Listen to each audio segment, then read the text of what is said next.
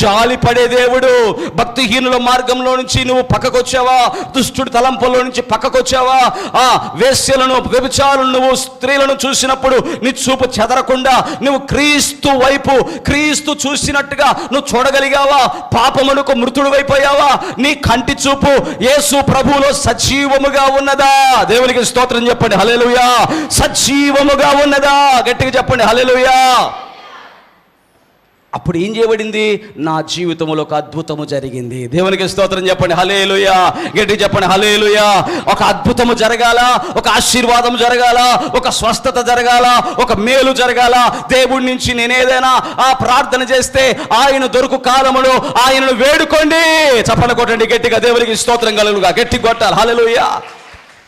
నువ్వు దేవుని ప్రార్థన చేస్తున్నావు అయితే నీ చూపులు మారిపోవాలా, నీ నోటి మాటలు మారిపోవాలా. భక్తిహీనుల